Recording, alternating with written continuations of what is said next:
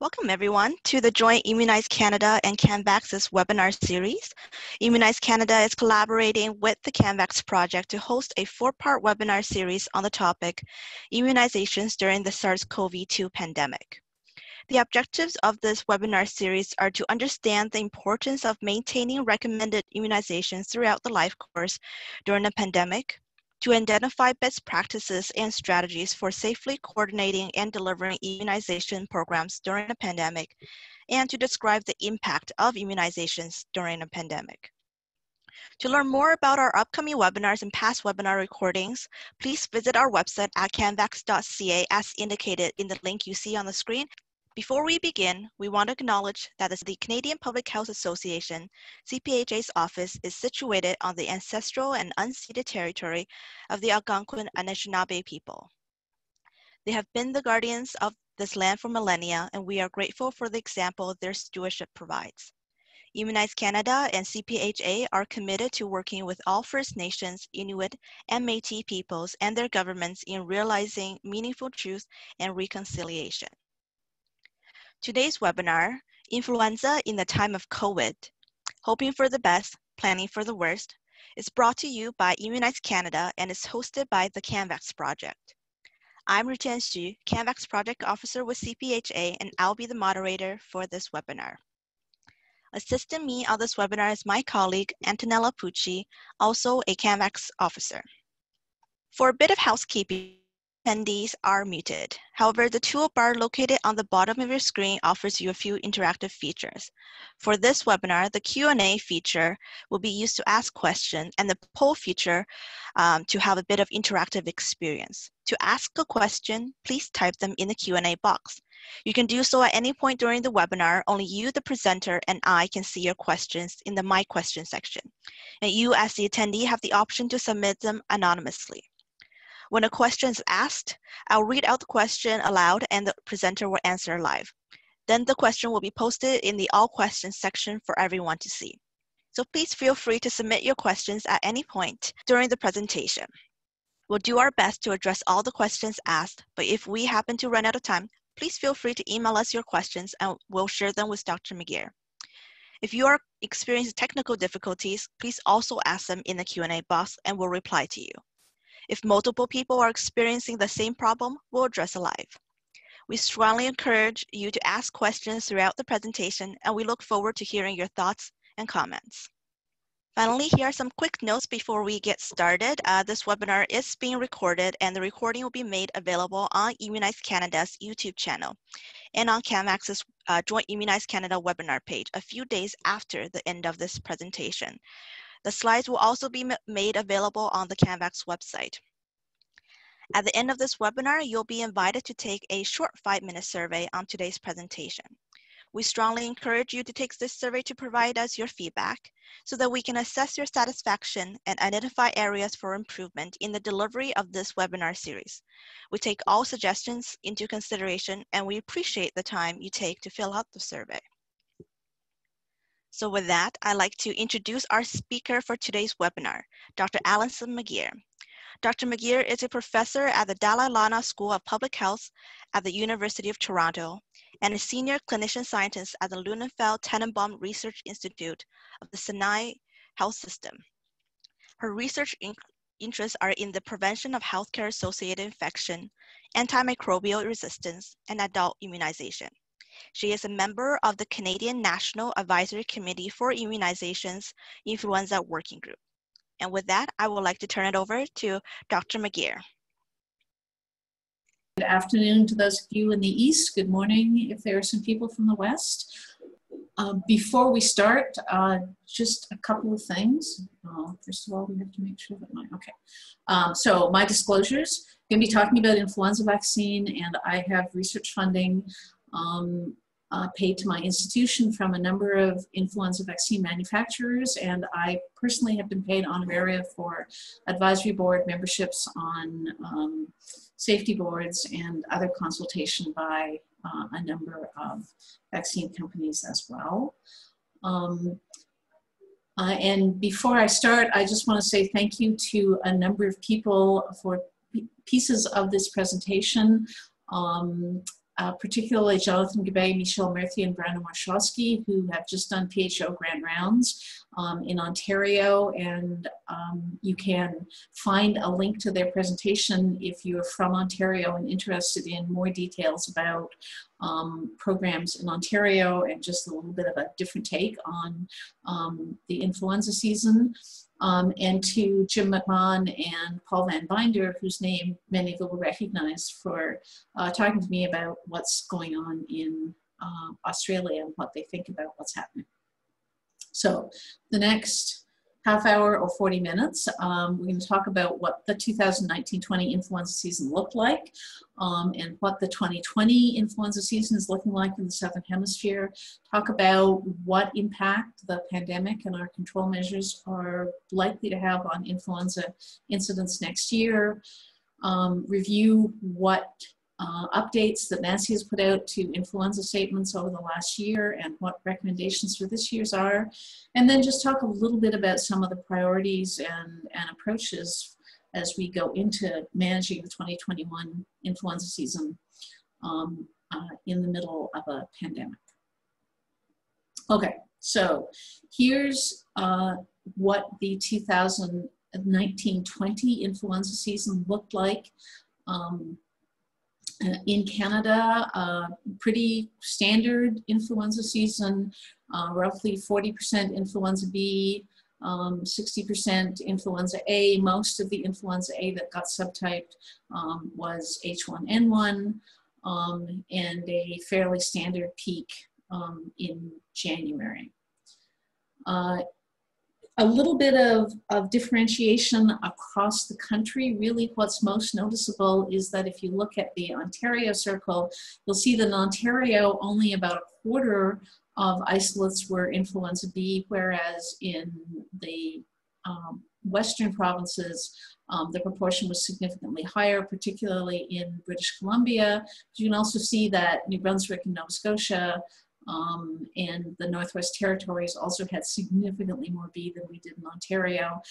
How much of that is selection about who gets tested and how much of that was variability in the influenza strains across the country, I think we don't really know, but it did look quite distinctively different. And here's from the Sentinel Practitioner Surveillance Network, and courtesy of Jonathan Gabay, the vaccine effectiveness estimates for Canada from 2014-15, 2019-20 on the bottom. And you can see that vaccine effectiveness in the last 2 years has been substantially higher than in previous years. So overall 58%. Effectiveness against influenza A, 49%, against influenza B, 69%. And probably what's most distinctive about this last year was a relatively low efficacy against H1N1, and that's a reflection of evolution of the H1N1, so a relative degree of mismatch between infecting strains and the vaccine for the 2019-20 season. And you'll see when we look at the strains that are included that the H1N1 strain has now been changed for the vaccine going forward this year. Now, one of the relatively striking things about the pattern last year is that you can see on the right-hand side of this that there's a pretty sharp decline in influenza at the end of the season. Usually there's much more of a tail on the end of influenza seasons. When I initially looked at it in Ontario, the logical explanation that came to my mind was the fact that in the middle of March, because we were running out of PCR reagents, we just stopped doing flu testing. So my initial reaction was not to be sure about whether there was actually going to be a decline in, whether that decline was real or just an artifact of the fact that we had to move all of our reagents into COVID testing. And one of the challenges of looking at what's happening in the Southern Hemisphere now and what happened at the end of the season is that a lot of our flu surveillance depends on people's behavior being relatively the same from year to year, because all of our systems look at some relatively small proportion of influenza infections across the country. And if there are dramatic changes in how often we test or who we test or whether people go to the doctor, you're going to see changes in surveillance systems that may not actually reflect influenza incidence. So some things are fairly hard to predict. But one of the things you can see in the Canadian system is what happened to what's called the Participatory Syndromic Surveillance System. You may have met that, you may belong to it, okay? So it's an email that goes out every week to interested members of the general population in Canada that asks if they've had a fever and a cough in the last week, and records whether they've had their flu vaccine. And so it starts in week 40. And here you can see the 2019-20 season, and you do see this pretty sharp tail through March. And in fact, if you compare the 2019-20 season to the 2018-19 season, you really do see this difference at the end from week 12 to week 18, where you get a dramatic decline in the number of people reporting fever and cough. So it really does look like one of the effects of lockdown was to reduce probably not just influenza, but all febrile respiratory illnesses in March and April. Okay, so next question is, well, what's happening to the Australian influenza season? These are slides from Paul Van Binder about what happened. So in Australia, the international borders closed at the end of February. Australia obviously has the advantage of being an island, which makes border closures easier and more effective than other places. Everybody coming into Australia is in quarantine for 14 days. In March, as we did, they put restrictions on social gatherings and all the usual, what we think of now as the usual interventions. And they also strongly encouraged influenza vaccination because, of course, they were facing the start of influenza season during the first wave of the pandemic, and they added adjuvanted vaccine, and they actually had a record uptake of influenza vaccine in Australia, with nearly 70% of the population vaccinated, much higher than usual vaccination rates in Australia. And so they marketed influenza vaccine very heavily as avoiding the interaction of COVID and influenza. They focused early distribution of adjuvanted vaccine in March, and then they ran out as strong a vaccination program as they could do to the rest of the country. And interestingly, despite all of the restrictions on people not wanting to go out and all of the restrictions on being out in public, very large numbers of people got vaccinated. And here's what happened to influenza. So this graph, you can see the dark blue solid line in 2015 up to the red dots in 2020. And in 2019 and 2020, there was substantially more interseasonal activity.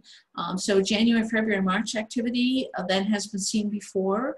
Australia has reported that they think that is real as opposed to an artifact of increased testing or other changes, although I'm not sure it's completely clear. But then you see, starting in March, a stunning decline in influenza. Okay, so the number of influenza reports in Australia on a weekly basis is literally fingers of one hand. It is dramatically lower than anyone has expected. No outbreaks, essentially no hospitalizations, and no evidence of an increase or a deferral to the late season so far. Really, essentially no influenza activity.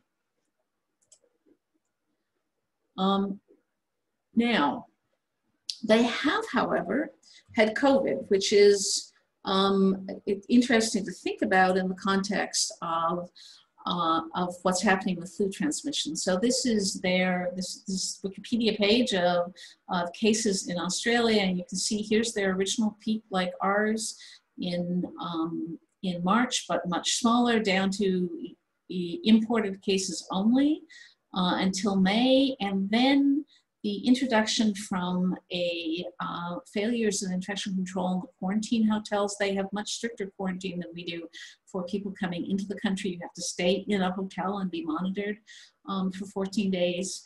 And then they had a pretty substantial wave through July, August, and September that they now have control of again, with something fairly close to the lockdown that we saw. So, that leaves us with, where do we think the influenza season in Canada is going to go? It certainly looks like the lockdown in March had a substantial impact on the end of the season in North America, and that travel restrictions and physical distancing measures and masks have had the impact of substantially reducing influenza in Australia. Against that is the fact that we're not on an island. We know that there's much less in the way of physical distancing in our neighbors to the south. And our travel restrictions, we've been working at getting back travel and allowing people to travel, and our quarantine when people come into the country is much less strictly enforced than that of Australia and New Zealand, which has seen the same kind of pattern. And so I think it's really difficult to predict what's going to happen this winter of 2021. We have the additional disadvantage that there's been so little influenza activity that it also means that we can't predict what's happening with the evolution of strains.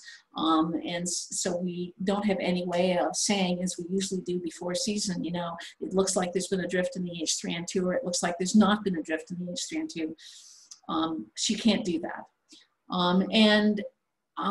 And I think it's an interesting question that, all of our modeling of pandemic influenza said that attempts at travel restrictions and public health measures were not going to have a substantial impact on the size or the shape of the epidemic curve for influenza. And yet, it appears that we've had a dramatic effect on seasonal influenza. Now, that could be a difference between pandemic influenza and seasonal influenza. Obviously, in a semi-immune population, there's not as much transmission. You might want to ask it. When I really need to be hopeful, okay, however, I'm thinking that what I'm strongly hoping for, okay, I don't think it's real, but I'm strongly hoping for it, is that this is actually replacement of at least influenza A by COVID, and I think about how amazing it would be if the new pandemic replaced some of our influenza strains. And you're going to tell me that, there's no reason to think that that's true. Then I will tell you that there's also no reason that when a pandemic of influenza comes along, that one of the existing strains of influenza disappears either. So I want you to leave me room to hope for that coming forward. And I think I have to stop sharing to do this. I'm going to stop sharing for a moment. And I'm going to try the first polling question. I warn you that I'm dangerous with technology, so this may go, and also that there are a total of 3 polling questions, but none of them have a right answer. They're just to think about and what all of us are thinking about. So this question is, what do you think the 2020-2021 influenza season is going to look like in Canada? Could be predominant H1N1, might be predominant H3N2 with usual high activity, could be our 1 in 10 years quiet season, or maybe you just really don't want to vote. So let's launch the polling, and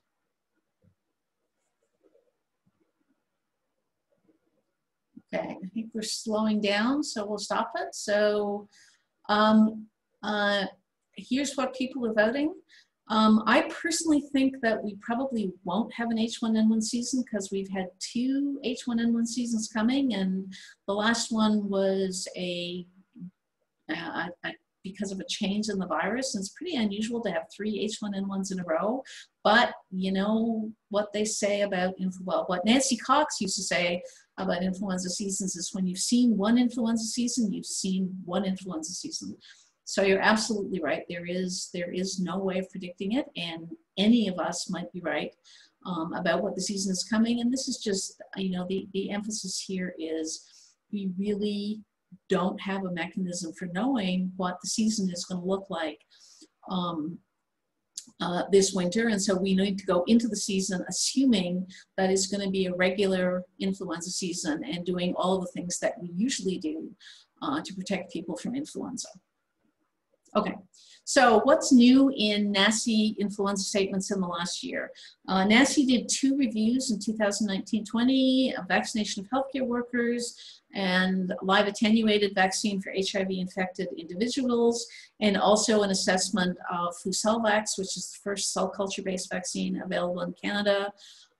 Just yesterday, NACI posted a COVID statement on the duration of post-vaccination observation period for influenza vaccine that we'll talk about. NACI's also talking about a statement on whether there's any possibility of dosage reductions or extending our supply in a realistic way. So keep your eyes open for that statement, which should be coming sometime in the next month. And then just so people know what's coming, there's 2 new vaccines that have been authorized, and so there will be NACI statements coming, but they're not done yet. Quadrivalent high-dose vaccine, which will replace the trivalent high-dose vaccine presumptively, and Influvac Tetra, which is another quadrivalent split virus vaccine. So first of all, the vaccination of healthcare workers was undertaken because of the statement that has been in NACI statements for a long time about vaccination of healthcare workers being part of their duty to care that has offended large numbers of people. And so NACI did a review of vaccination of healthcare workers and its risks and benefits, and you can see the rewording here. So it perhaps no longer as, there may have been an attempt to use less offensive language, but it's still, you know, healthcare workers should consider annual influenza vaccination as part of their responsibility to provide care. So a validation of NACI's belief that vaccinating healthcare workers is important.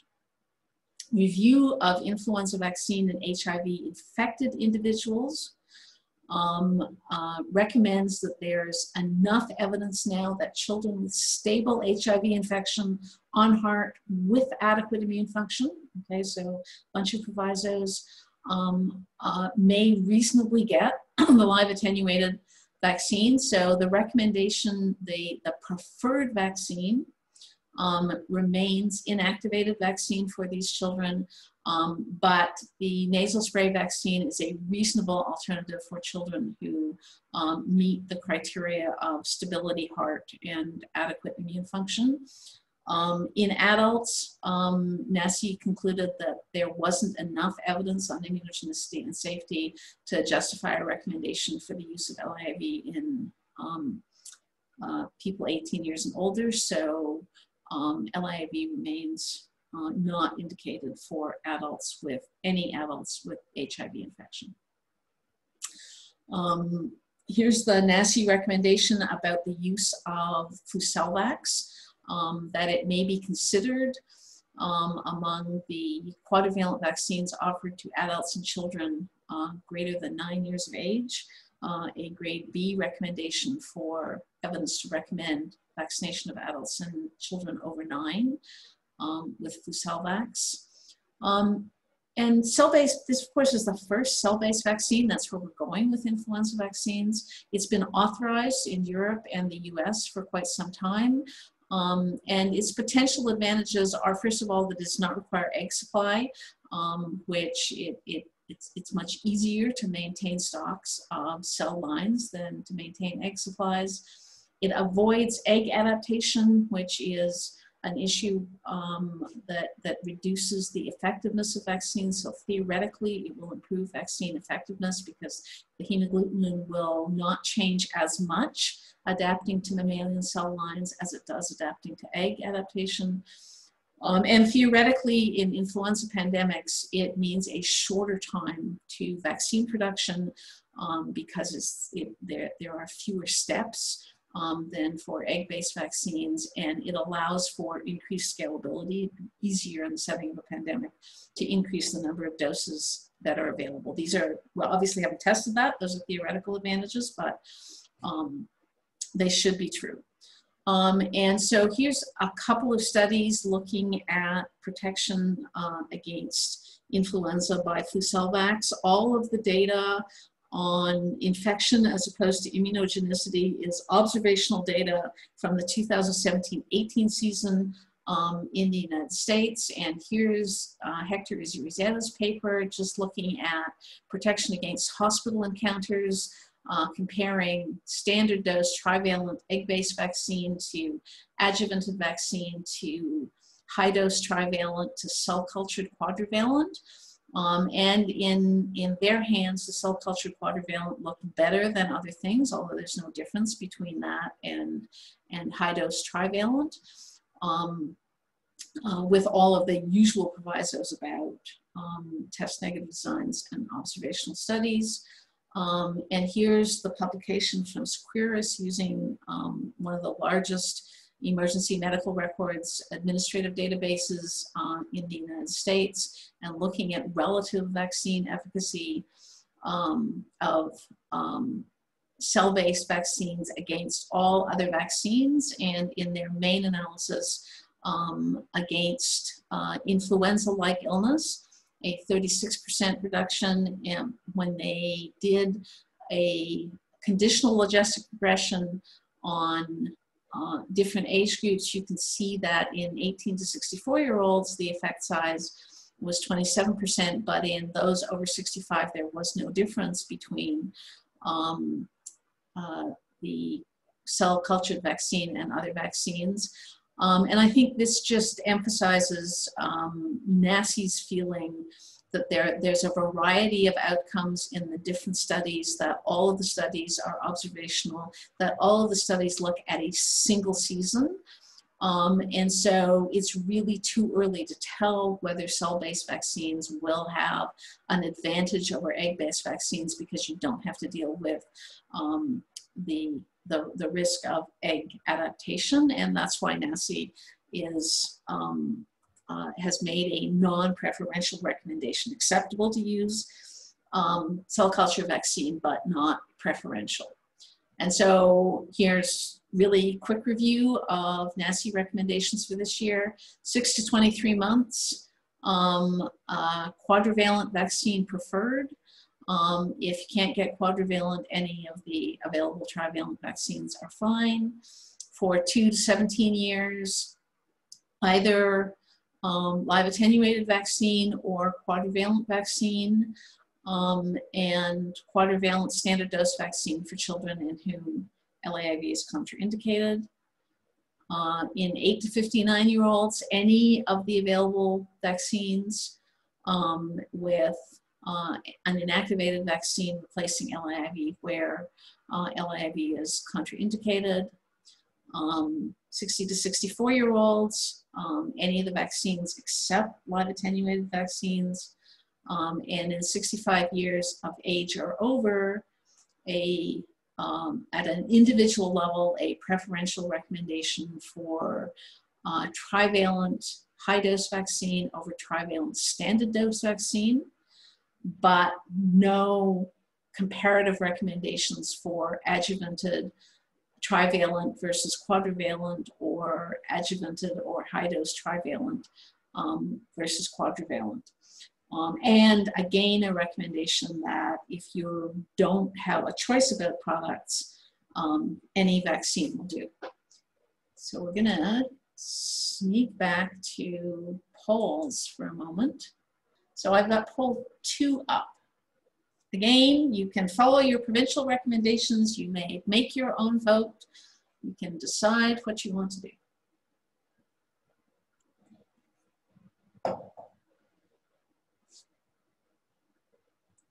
Okay, we're slowing down, so I think we'll stop because we're not very much changing. And I think that represents the decision-making people would. The evidence from the randomized controlled trial for trivalent high-dose vaccine suggests that it's a better choice than other alternatives we have. Really the question is about cost effectiveness, and the public policy decisions about which vaccine we're using in Canada now is a reflection of our disagreement about whether the additional benefit from the high-dose vaccine is worth the cost that you have to pay for it. Okay, so here's the composition for Northern Hemisphere vaccine this year. You can see that the H1N1 strain has changed from 2018-19 to 2020-21, and also that cell-based vaccines and egg-based vaccines are using different seed strains. It's a question of how well they grow in different cell lines, and it's now gonna make things about how we describe what's in various vaccines a bit more complicated. The H3N2 has also changed going into this year, and one of the 2 B lineages has changed. So this is a year in which we've changed 3 strains in the influenza vaccine. Okay, now a little bit on vaccines in the context of COVID-19, and PHAC has released a document about recommendations for thinking about how to deliver vaccines during the pandemic.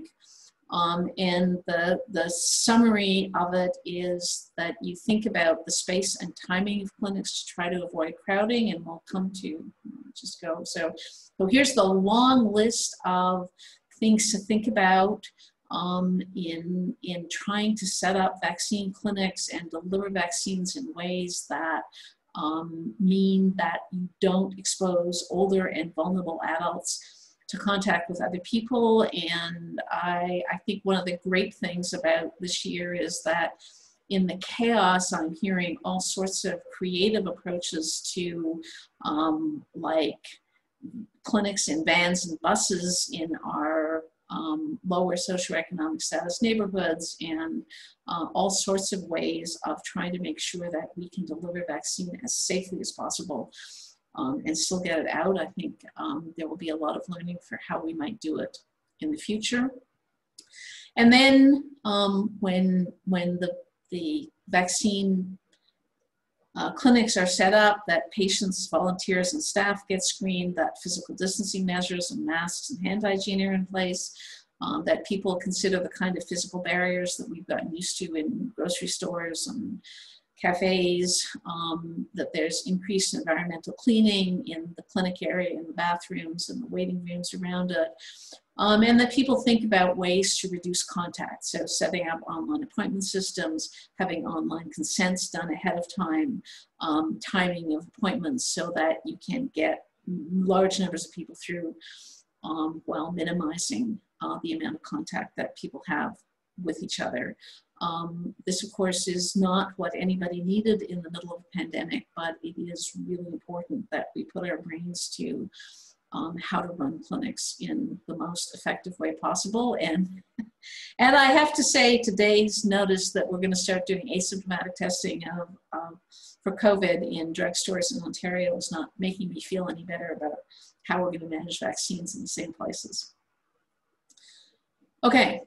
One last thing about this, as a consequence of these changes in our vaccination clinics, NACI has gone back and looked at whether we should consider changing the observation period post-vaccination. As you may know, there's variation in the international community about what is recommended. So prior to this season, Australia recommended a 15-minute post-observation period, being non-specific about what immediate adverse reactions they were talking about. The Americans recommended 15 minutes based on syncope, so their recommendation is not just that it be 15 minutes, but that people be able to sit for 15 minutes. Our recommendation in Canada was 15 minutes specifically for reducing the risk of anaphylaxis. And the United Kingdom, 5 or 6 years ago, decided, maybe a little bit longer, decided that by the time you completed the documentation and got your shirt back on and were ready to leave, that was a long enough post-observation period. So they have not changed. But in March and April in Australia, there was a recommendation that the post-vaccination period observation could be reduced in certain circumstances. So NACI undertook a review of this. It just got sent out yesterday. It's not posted yet, but it's coming. A really nice rapid review of anaphylaxis and a bit less formal review of the risk of syncope. So here's what we know. Anaphylaxis is reported at a rate of about 1 per million doses. Most anaphylaxis are serious adverse events, and about 50% of anaphylactic reactions occur in the first 15 minutes. So you don't catch all anaphylaxis, but you catch a significant fraction of it with a 15-minute observation period. Syncope occurs much more frequently, although most of the studies have been in pediatrics. We don't know a lot about syncope in adults. It's obviously most common in adolescents and been reported more commonly since we started giving more adolescent vaccines. Very few of the reports are in older adults. Somewhere between 70 and 80% of syncopal episodes occur in the first 15 minutes, and somewhere between 5 and 10% of them that get reported to vaccine adverse event reporting system, so a relatively small number of the overall are associated with significant injury. Been one death reported in the mid-2000s in the United States. All of the serious injuries from head injuries associated with falling. So again, sort of thinking about people sitting as opposed to standing is an issue with the prevention of syncope. Not much known about older adults. So the problem that NACI had, of course, is that the post-observation vaccination period is perfectly logical and precautionary. That when you're trying to assess it, you're doing this balance between a low risk of serious adverse events, but also almost certainly a low risk of transmission of COVID. And so you're balancing things that occur at rates of 1 in a million. It's really hard to know how to get it right.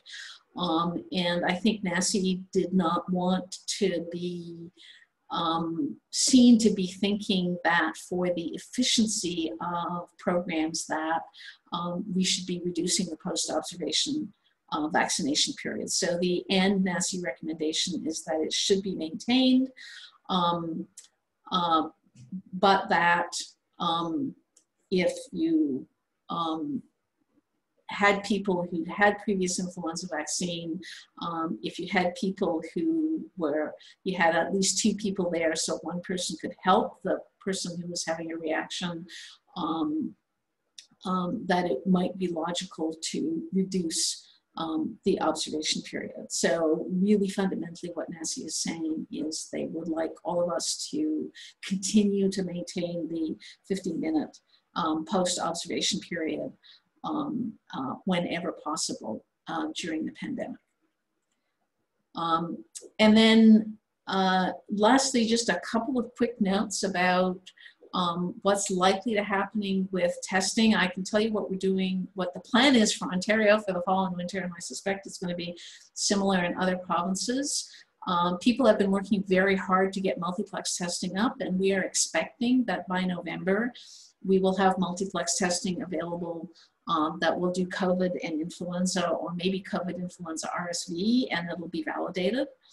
And the plan will then be that we will do COVID and influenza testing for people being admitted to the hospital for outbreaks. And that if both of those tests are negative in outbreaks and ICU admissions, that we'll go on to test for other viruses. And I think we might do the same thing, that same pattern of testing for cases in remote communities.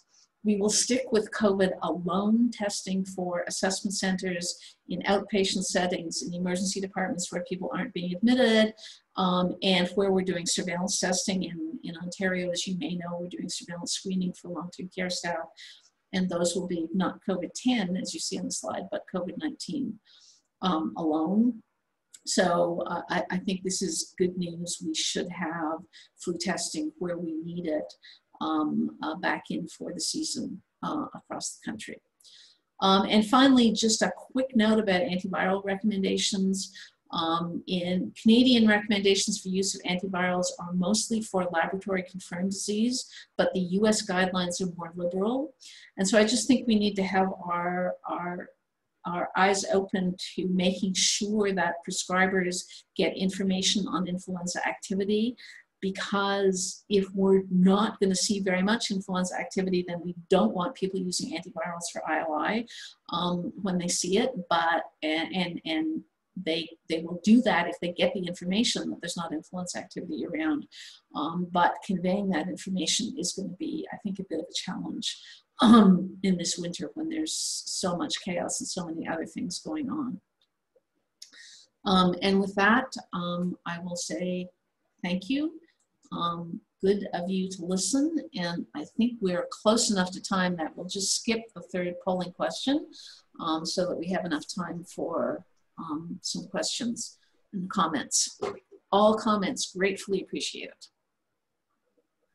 Okay, thank you very much, Dr. McGeer, for your presentation, covering all of those points. I think the questions about the post-vaccination period, along with the recommendations, are coming up. So for those of you who join us later, please submit your questions through the Q&A feature at the bottom of your screen. As a reminder to everyone, you can submit your questions anonymously, and the answered questions will appear under the All Questions tab. And please also know that this webinar is being recorded, and the recording and slides will be shared with attendees a little bit after the presentation. So we have a couple questions here, so I'll get started.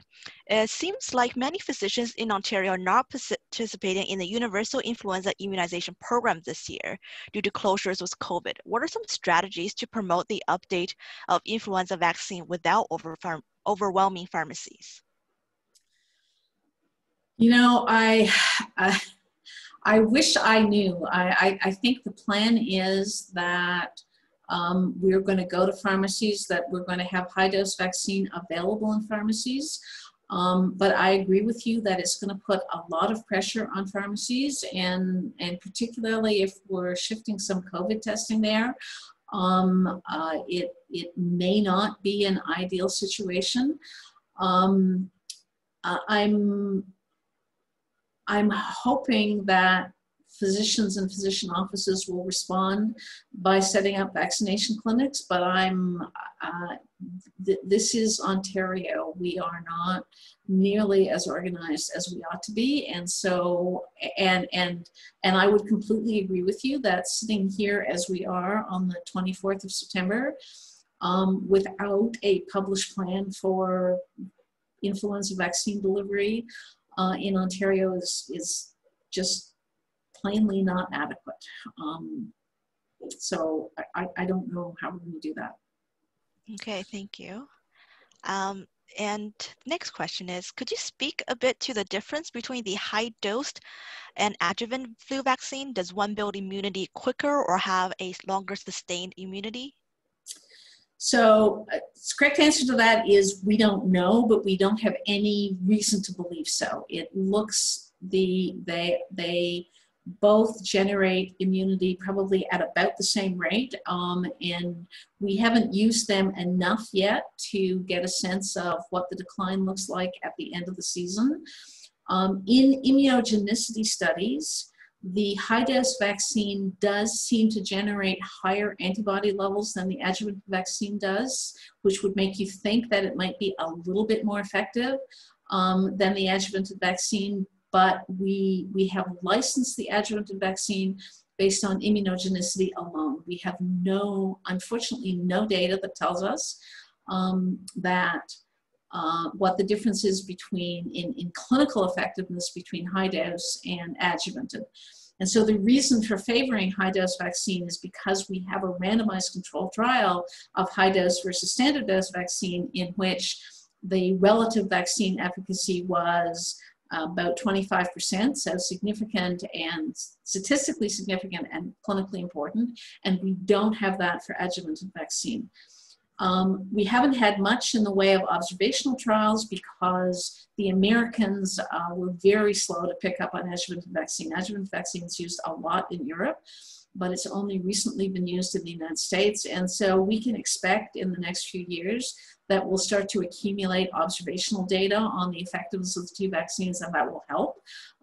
But it's going to take, as you know, a variety of different studies and a variety of seasons for us to get a good sense of whether one vaccine is better than another. Okay, thank you.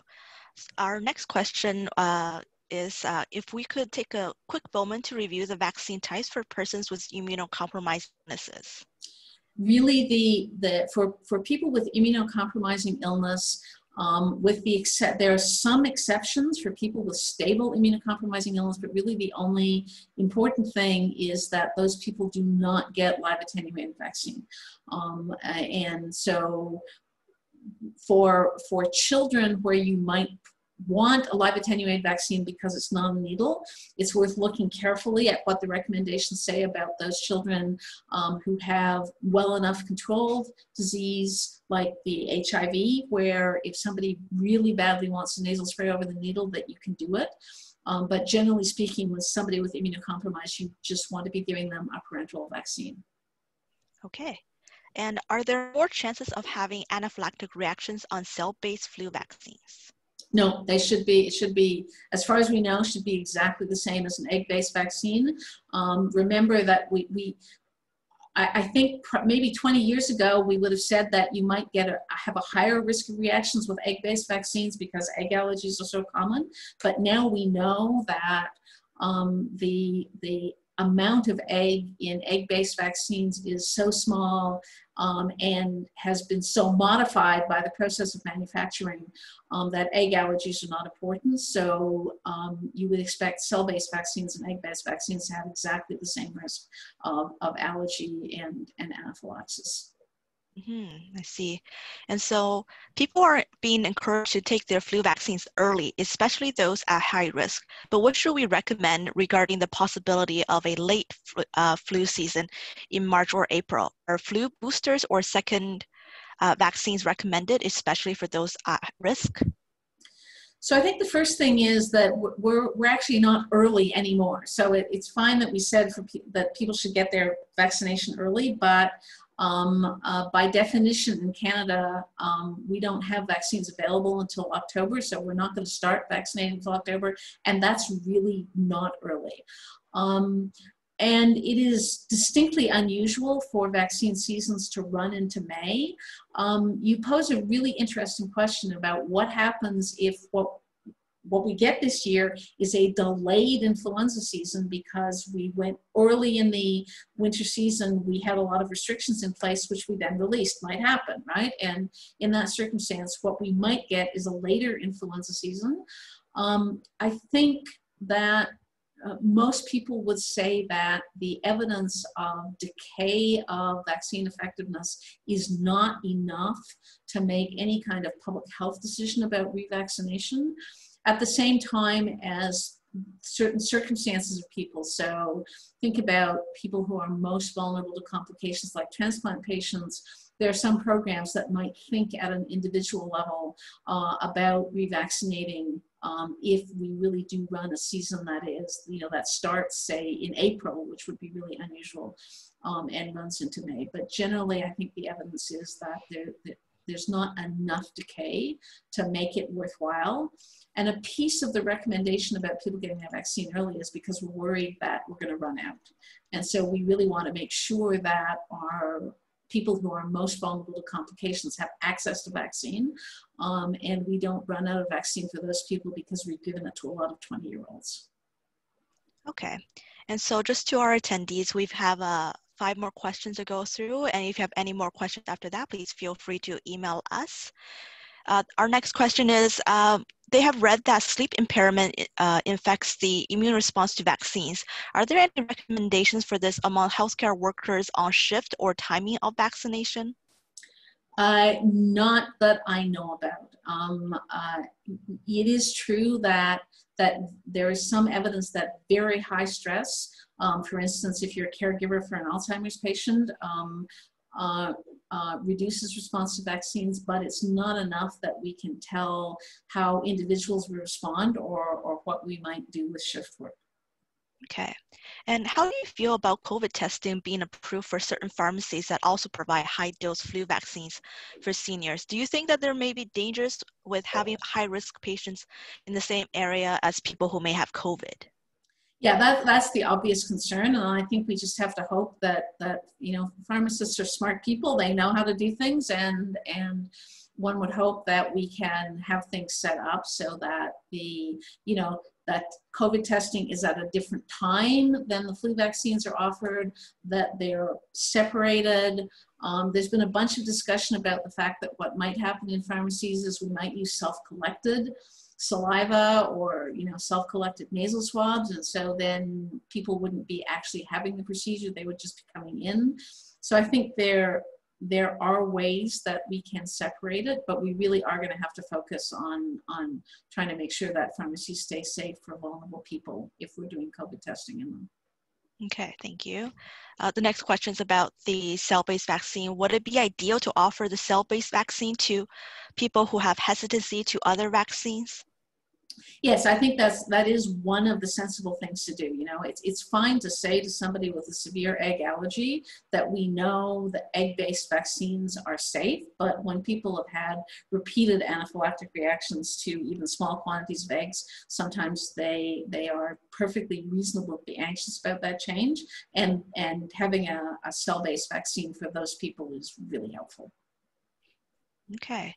And should there be a strategy to provide pneumococcal vaccines along with the influenza vaccines? Are there any benefits during COVID?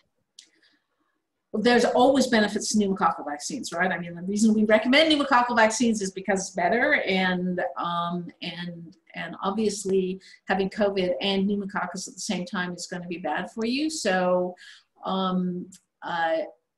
yes, I think it's a great idea. It's also one that is probably going to be hard to deliver this year, particularly in Ontario, where family physician offices are closed and our pharmacists are not able to give pneumococcal vaccines. So I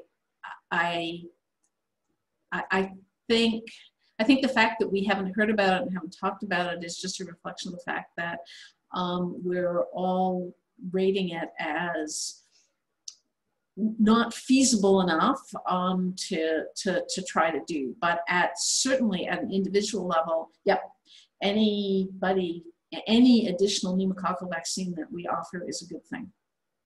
Okay, and so this is our last question here. Can you please expand on your comment about NACI looking at ways to extend the vaccine supply? How might this be done, and what might be any potential concerns of this extension? So I think the two things that people talk most about when we talk about extending the vaccine supply are, first of all, giving intradermal vaccines so that you can give a smaller dose and get the same effect intradermally. That, of course, comes with the complications of people knowing how to give intradermal vaccines, and so it may be fine for some vaccine providers, but there will be lots of vaccine providers who are not trained in intradermal vaccination, and so you can then have a discussion about whether it's feasible or not. We've also talked in pandemic preparedness about going to half dose. And younger people and women who have better reactions to influenza vaccine may not do badly with half-dose vaccine. Certainly the antibody levels decline, but they may still leave you protected. So I think those are the two big things on the table. Both of them obviously have issues with vaccines that comes in single dose in syringes, right? Because you can, if you've got a 10-dose vial and you want to give half doses, you can make 20 doses, but you can't do that with any ease with vaccines that come in syringes. So both of them have difficulties and challenges, and we're going to have to wait to see what NACI is thinking about. Whether it's worth some people looking at it and trying it. We do have, the PHAC has acquired, somebody can correct me if I'm wrong, but I think it's 15% more doses of seasonal flu vaccine than we usually order. So we should be comfortably safe, I think, with influenza vaccine supply, but if the demand is as big as it was in Australia, then I think it's a good precautionary exercise to at least thought about whether there's anything we can do if it looks like we're running out. Okay, thank you very much for that, Dr. McGeer, for answering your question and for that wonderful, informative presentation.